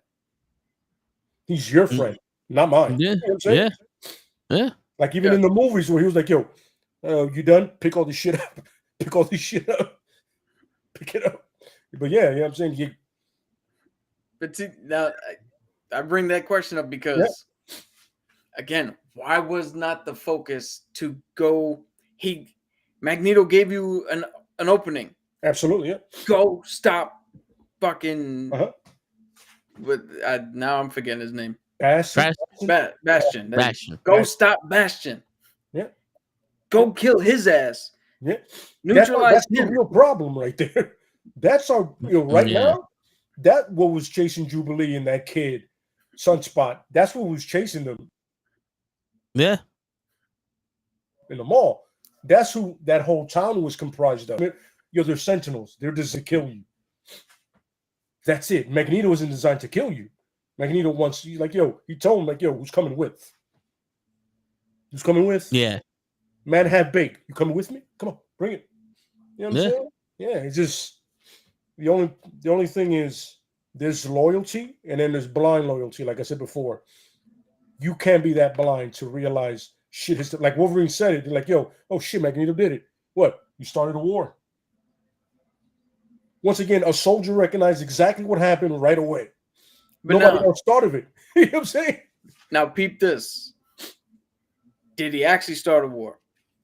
Because he just took his asteroid and went up to space. Yeah, but that's what I'm saying. When you start a war and you go from afar to see everybody coming at you, you're doing that high ground. Like Anakin and Obi, high ground. Yeah. You know what I'm saying? Like, oh, come at me. Because just to let you know, whatever shuttle you come in, I'm going to crush it. Wherever you come from, I got this. So it's genius. By the way, props to Magneto for rocking black Speedos. I wasn't aware those were so popular. Props to Magneto. I have no idea. And Magneto's like 195 and he's jacked. I don't know how that works. He was sitting there with his little silk underwear. Right, black silk underwear. Alex would not approve of that. That's Chad saying Alex would not approve from Double Impact. Right. You know what I'm saying? But yeah, and I love those little nuances where right away Wolverine was like, shit, started a war. And Nightcrawler was like, what did he do? I don't understand. He started a war. Chief, you don't get it? This is the first step to war. It's like assassinating a leader. That's all he did, bro. He's like, yo, bring it on. I got it. What's your move? And by the way, genius, a bit much, but genius. You know what I'm saying? You can't track that asteroid leaving the planet if you got no tech. Then once you get it up, it's 300 years down the line. It's too late. Yeah. Yeah. That's like the Snake Plissken thing when he was like, welcome to the human race. When he shut off all the power. Yeah. Escape from New York, right? Or Escape from New York? LA. That was LA, yeah. New York was a tape. That was supposed to get some world, which was weird. But yeah. I just appreciate the little nuances and like Toe said it perfectly, the scripts, the writing, the acting. I mean, I've always loved Gambit, but somehow they made him even cooler in this one. Yeah. I don't know how they possibly did that. For the short time he was there, I was like, that's why I love Gambit. And you know the crazy shit is, I think Gambit would have been on the opposite side of Rogue. It's funny. Remember in the graduation one, right, where he was like, "Oh, the scoundrel always trying to prove himself the hero." Yeah. And that's Gambit all the way. He's trying to erase that past of his. Meanwhile, everybody's like, "Yo, dude, we're good. Yeah. We're good." But it's always his insecurity that's always like, "I haven't done enough yet. I haven't been better yet. I haven't saved enough people. I haven't been right." You know what I mean? Yep. So yeah. So by the way, fuck you, Nightcrawler. Almost had a grown man tearing over that speech you gave at that. Fuck you, man. I was on some. God damn it! I'm over here. The eulogy. Cry. I'm like, oh shit. Yeah. No man. If anybody wants proof as to how good the writing of this series has been, or this season, I am a known atheist, agnostic at best, no religion whatsoever. And I said last week, Nightcrawler took my top spot, even with his devout belief. Mm-hmm. That actually adds to one of the reasons why I like him. Mm-hmm. That's how good the writing is. Yep. It's for me to see a man of God and be like, you know what? Yep. I'm with him. I love that roundtable discussion where they're trying to convince him like to be the face of it. And he was like, wait, let me get this right. You guys want me to be the face of Genosha and his mutant thing. Meanwhile, I have been ready to massacre these motherfuckers consistently. You do realize at 97, I tried to aim missiles at all the world. I went to a missile silo, turned it on so it can destroy humanity. This is the guy you want to lead this? Well, after that in the UN, yeah, that was a couple of days ago, but I almost killed humanity several times. Nobody's, and he's like, yo, you're not understanding how ridiculous you guys are sounding right now. You know what I'm saying? I was like, no, it doesn't make no damn sense. You know what the one thing in that roundtable discussion that I could not fucking believe and didn't sit well with me, but it turned out to be a non sequitur. Yeah. Sebastian Shaw. Yo, bro. Willing to hand power over to anybody, especially Magneto. Yep. I'm like, yo, how are you guys in the same room? Yeah. Oh man, yeah. When I saw him, I was like, first of all, you know him right away from the clothing. You know what I'm saying? 1600s called, they want their gear back. Yeah. So, he's the only one still living in the Victorian era. Yo, Emma Frost, understand. And I like that one of her powers showed up with an attack of Genosha, the diamond thing. I love the fact that was a trigger for that. That was a good little good stuff, guys. Yeah, but I saw him and I was like, you don't fit the criteria that I'm seeing here, bro. You know what I'm saying? You need to leave. This is a weird situation right there, man. It made it weird. I was like, the fact that he's not dead right now, which is bugged me out. But you know, I've always liked the cameos though that they had in there with the people especially when they went to Genosha. Like, oh shit! Oh, okay, yeah. I know. Cap was tight. He didn't see a long shot. Word. Yeah, when they went to Mojo World, I thought for sure. Me too. When they went there, I was like, oh, we're gonna see long shot. He's gonna help him out somehow. I was ready for a long shot. You know what I'm saying? The guy that bitch with the fucking 6 arms, but no.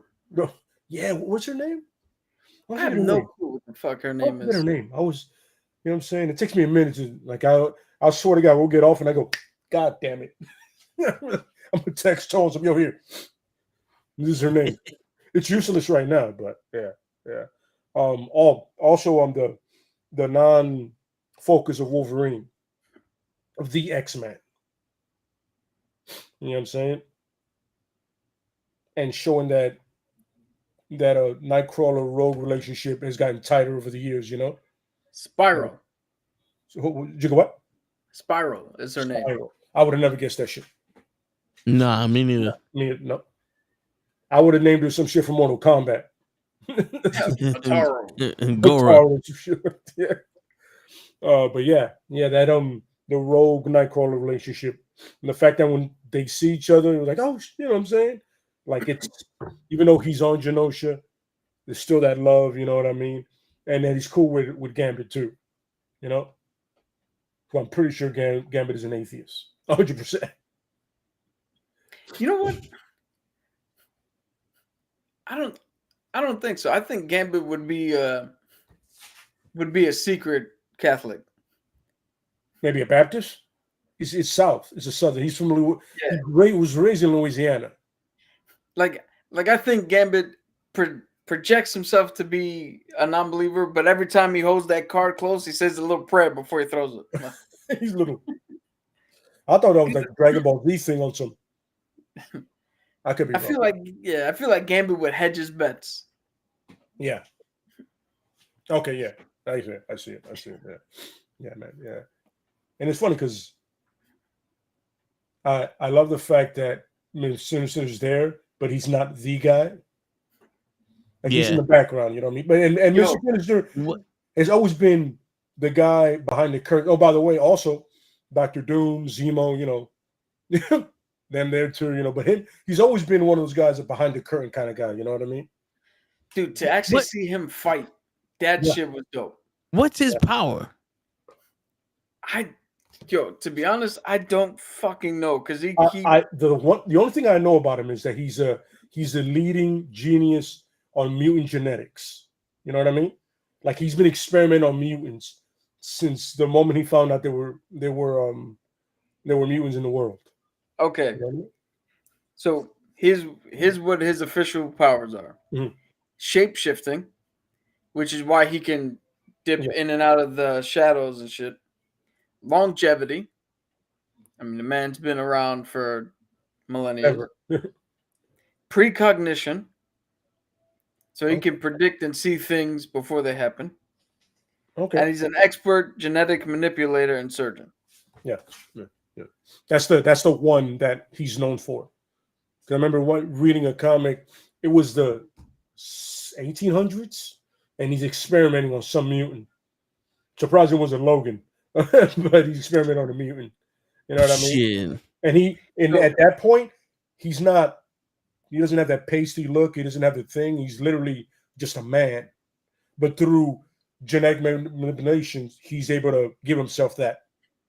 Yeah. So Apocalypse is the person who gave him the ability, all those abilities, with the exception of being a genius.